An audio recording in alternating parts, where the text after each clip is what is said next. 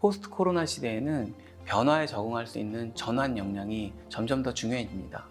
청소년들이 어떻게 이 전환력을 길러나갈 수 있을지, 온라인 공간에서도 이런 전환력을 길러낼 수 있는 어떤 방법들이 있는지 같이 고민해 봐주셨으면 좋겠습니다.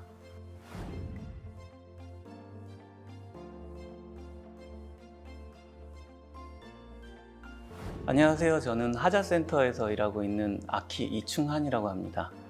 청소년들을 만나시는 많은 분들이 이번 코로나 사태 속에서 굉장히 어려우셨을 거라고 생각합니다. 그런데 정말로 어려웠던 것은 이 프로젝트 기반 학습이라는 것들을 하실 때 되게 많은 것들을 그때그때 매뉴얼이라든지 이런 것들을 좀 최소화한 상태로 청소년들의 욕구에 맞게 대응을 해주셔야 되는데, 그 변화에 대응을 하는 것이 청소년들과 만나면서 교감할 때랑 이 온라인이라든지 비대면 상황에서 할 때 굉장히 차이가 나잖아요. 그래서 그런 것들이 저희에게도 굉장히 큰 도전이었습니다. 하자센터는 1999년에 처음 생길 때부터 이 청소년들의 진로를 찾기 위해서 프로젝트 기반 학습을 하자센터의 굉장히 중요한 방향으로 설정을 하고 계속 프로젝트 기반 학습을 해왔습니다.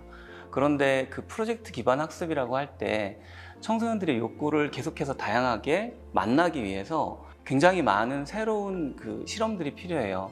그런데 그런 것들을 하기 위해서는 매뉴얼이나 교환 이런 것도 중요하겠지만 어떤 중요한 바운더리, 환경을 만들어주는 것이 중요합니다.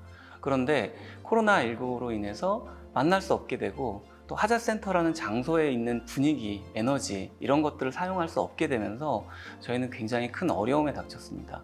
그래서 저희에게 생긴 질문은, 청소년을 직접 만나지 않고도 청소년이 자신의 의지로 자신의 프로젝트를 만들어갈 수 있는 그런 환경을 만들 수 있을까, 그런 고민이 많이 깊어졌습니다. 하자센터의 정식 명칭은 서울시립청소년직업체험센터입니다. 그리고 내년부터는 시립서울청소년 미래진로센터로 바뀌게 되는데요. 이름에서 아실 수 있듯이 청소년들이 하자센터에 와서 어떤 일을 체험해보고 자신의 그냥 재밌는 프로젝트일 수도 있어요. 그런 것들을 해보면서 다양한 사람들, 구체적인 정말 얼굴을 맞대는 사람들과 어떤 커뮤니티성을 느끼면서 그 안에서 자신감을 얻게 됩니다. 그리고 그것이 자신의 일과 사람이 겹쳐졌을 때 앞으로 어떤 방향으로 나가야겠다는 어떤 가치관, 이런 것까지를 저희는 진로의 완성이라고 보고 있어요. 그래서 그런 진로 탐색이라든지 진로 탐험들을 해볼 때 굉장히 중요한 도움의 요소가 하자센터라는 장소 그 자체였습니다. 하자센터는 와보시면 아시겠지만 굉장히 20년 동안 쌓여있는 청소년들의 흔적이 많이 묻어 있어요. 그곳에서는 청소년들이 무엇이라도 해볼 수 있을 것 같은 느낌을 받습니다. 하자센터에 1년에 한 1000명 정도씩 벤치마킹 투어를 오시는 분들이 계시는데, 그분들이 항상 하자센터를 보면 여기선 청소년들이 무엇이든 해볼 수 있을 것 같아요 라는 어떤 반응을 해주십니다. 그래서 저희가 그런 장소성, 커뮤니티성, 그리고 가치관, 이것이 청소년 진로 교육에 굉장히 중요한 요소라고 생각을 해왔는데, 코로나로 인해서 저희가 한 6개월 이상 문을 닫게 되면서 저희도 많은 고민에 빠졌습니다. 그래서 그 고민에 어떻게 반응하고 대응했는지 그것에 대해서 오늘 좀 말씀드리려고 합니다. 네, 저희는 고민이 커질 때는 과거와 현재, 미래를 한꺼번에 놓고 생각을 해봅니다. 왜냐하면 지금만 생각해서는 문제를 풀 수 없을 때가 많아요. 그리고 특히 한국의 진로교육이라는 게 사실은 과거의 어떤 일자리, 일거리 이런 것과 현재의 어떻게 취직을 할 수 있을까, 이런 걸 중심으로 많이 운영되어 왔거든요. 그런데 저희는 항상 미래의 청소년들이 어떻게 일을 할 수 있을지에 대해서 고민을 하지 않고서는 청소년 진로에 대해서 얘기를 할 수 없다고 생각합니다. 그래서 일단 과거와 현재에 대해서 좀 시대에 대해서 말씀을 드리려고 하는데요. 이 사회 자체가 청소년들한테 이런 일이 좋아, 이런 일 어때? 라는 어떤 메시지를 더 이상 던지지 않고 있어요. 어떤 얘기냐면, 예전에는 방송국 PD가 한번 돼볼까? 한번 변호사는 어떨까? 또 가수는 어떨까 이런 일들을 자연스럽게 청소년기에 생각하게 됐는데 지금은 변호사는 좀 있으면 AI가 대체한데 가수는 들어가면 굉장히 여러 가지 어려운 일들이 많을 것 같아. 방송국 PD 이제는 유튜버 하면 되잖아. 굉장히 혼란이 많이 생겼어요. 그러니까 길이 쫙 놓인 게 아니라 앞으로 가야 될 길이 너무나도 파편화되어 있는 것처럼 보인다는 거죠. 그래서 청소년들이 이런 무언가 일의 매력, 저는 중력이라고 표현을 하는데 그 일의 매력에 끌려가는 어떤 정도가 점점 더 약해지고 있습니다. 그러니까 어른들이 그냥 주어지는 어떤 공무원이라든지 이런 경로를 따라갈 수밖에 없는 오히려 아주 옛날 같은 그 행태를 반복하게 되는 거예요. 두 번째는 커뮤니티의 중력도 있습니다. 사람들과 같이 하는 어떤 감각이란 건 커뮤니티 속에서 길러지거든요. 근데 사실 한국 사회 커뮤니티의 파편화라는 것은 계속해서 각박해지는 경쟁, 각자 도생 사회에서는 청소년들이 커뮤니티성을 느끼기 굉장히 힘들어져요. 그래서 저희는 이 일의 경험만큼이나 커뮤니티성의 경험도 되게 중요하다고 생각합니다. 세 번째로 또 무중력화되는 어떤 그 것들이 있는데 그 가치의 무중력화예요. 점점 더 매력이나 중력, 끌어당기는 힘이 낮아지고 있다고 제가 말씀을 드리는 건데 가치관이 점점 더 희박해지는 것을 어떤 곳에서 느끼냐면 한국에서 무슨 일이 일어나면 보통 두 가지로 갈라집니다. 그래서 두 가지 사이에서 어떤 이런 가치관과 저런 가치관을 싸우는 것이 아니라 진영으로 나눠져서 싸우게 돼요. 그랬을 때 청소년들은 무엇을 느낄게요? 나는 이쪽으로 가거나 저쪽으로 가지 않으면 안 된다. 그러니까 어떤 가치관을 따라야 한다라기보다는 사회에 공유된 가치관이 점점 더 없어지고 진영으로 나뉠 때 청소년들은 그 가치관 속에서 내가 어떤 일을 할 수 있다라는 믿음도 잃어버리게 됩니다. 그래서 저는 진로 상황에서 볼 때 한국 사회는 굉장한 무중력을 살고 있다. 그런데 지금 얘기한 것들이 미래를 보면 코로나 시대를 통해서 더욱 잘 알 수 있게 돼요. 코로나 시대에서 우리가 집안에 앉아 있게 되고 또 가급적이면 외출을 안 하게 되고 이럴 때 생기는 일자리들, 점점 더 많아지는 일자리들이 있죠. 그런 일자리들이 대부분 어떤 플랫폼 노동을 통해서 그 AI가 이제 지령을 내려주죠. 그것에 따라서 하는 일이거나 아니면 자기가 프리랜서처럼 예전에는 직장을 다니던 사람들은 어떤 구조 안에서 살았는데 점점 더 자기가 모든 것을 해내야 되는 사람이 돼요. 결국은 내가 혼자서 모든 것을 다 해야 될 것 같은 그런 생각을 가지게 됩니다. 그래서 그 생각 속에서 청소년들은 내가 가진 가치관에 따라서 이 길을 가면 나의 진로가 보이겠다라는 생각을 못 하게 돼요. 그랬을 때 진로 멘붕 상태가 오는 거죠.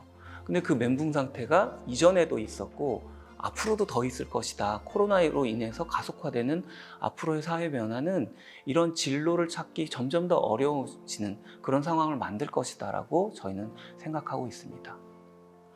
저희가 앞으로 다가올 사회에서 가장 중요한 진로 역량은 저희가 생각할 때는 전환력이라고 생각합니다. 저희가 이 전환력을 길러내기 위해서 굉장히 중요한 조건이라고 생각하는 것이 세 가지가 있는데요. 그것은 하나는 작업과 일을 경험해 보는 것입니다.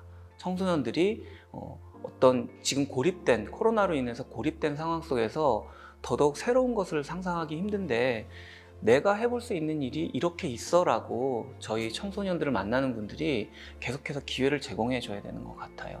그리고 두 번째로는 이 관계 혹은 관계의 확장입니다. 코로나 사태가 일어났을 때 정말로 많은 관계들이 떨어져 나가잖아요. 감염 예방을 위해서 우리가 사회적 거리를 둬야 되지만 청소년들에게는 이런 그 관계를 만나는 것들이 어떻게 보면 몸과 마음을 계속해서 확장시키는 그런 계기이거든요. 학교나 가정에서도 그것이 이루어지지 못한다라고 생각할 때 저희가 좀 더 나서서 청소년들의 관계성을 증진시켜 줄 수 있는 방법들을 모색해야 되지 않나 생각을 합니다. 세 번째로는 가치관인데요. 공존을 위한 가치관입니다. 이 하재센터라는 공간은 모두가 공존할 수 있는 곳이다. 어떤 것을 믿건 어떤 일을 하고 있건 간에 여기서는 네가 너인 상태로 있어도 돼 라고 말을 하고 있습니다.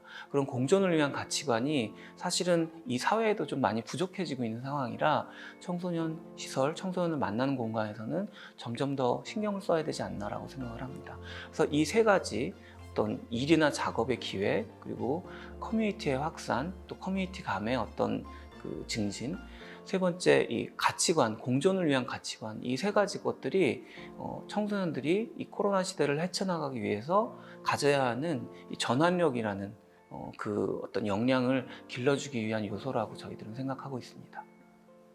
그래서 이 코로나 기간 동안에 하자센터가 했던 실험들을 짧게 좀 공유를 드리고 싶은데요. 첫 번째 이 작업과 일 관련해서는 저희는 일일 직업 체험, 그 비커밍 프로젝트라는 프로그램을 계속 해오고 있었어요. 근데 그것은 한 번에 100명에서 150명 혹은 200명 정도의 청소년들, 학교에서 한꺼번에 단체 신청을 하셔서 하자센터에 와서 어떤 직업과 관련된 역량을 체험해보는 워크숍이었습니다. 그런데 코로나로 인해서 이런 것들이 불가능하게 됐죠. 그랬을 때 저희는 이것을 그냥 동영상으로 찍어서 일방적으로 보여주기보다는 같이 소통하면서 쌍방향으로 해야 된다고 생각했어요. 그래서 쌍방향 워크숍, 어떤 하자온이라는 프로젝트를 만들어서 청소년들을 한 명의 강사가 한 10명 정도의 청소년들과 그 줌이라는 그 온라인 툴을 통해서 계속해서 피드백하면서 작업을 마련해보고 또 실행해보고 하는 것들을 저희는 해봤습니다. 그리고 저희는 청소년들끼리의 소통도 되게 중요하다고 생각했기 때문에 자기의 작업물을 소개하고 다른 청소년들로부터 피드백을 받는 그런 그 시간도 마련을 했습니다. 청소년들이 각자 자기 집에서 접속을 하고 있는데 그래도 한 클래스룸에 모여 있는 것처럼 이들끼리의 소통이 일어나도록 저희는 좀 노력을 했고요. 두 번째로 이 일경험에 있어서 좀 더 그 깊이 일경험을 하는 프로젝트는 하자 디지털 에디터즈라는 프로그램이 있어요. 주로 20대 초반과 10대 후반의 후기 청소년들을 대상으로 했는데요. 이것은 하자의 인스타그램이라든지 뉴스레터를 만들어보는 정말 마이크로 인턴십 같은 것입니다. 그래서 일주일에 한 번씩 온라인으로 모여서 저희 홍보 담당자가 이들에게 일을 나눠줘요. 그러면 이 친구들이 한 2시간, 3시간씩 자기들끼리 또 의견을 주고받으면서 일을 해봅니다. 그 결과물을 가지고 또 같이 피드백을 하고요. 이런 식으로 사실상 온라인을 통해서도 저희가 재택근무하고 또 프리랜서들이 원격 근무를 하듯이 이것이 가능하다는 걸 좀 확인하게 됐습니다.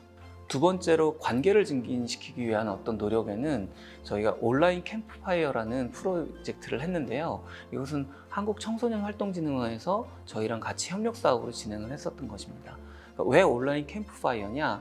캠프파이어 앞에 앉아서 마음을 나누듯이 그런 형태의 그 활동을 해보자 라는 취지였습니다.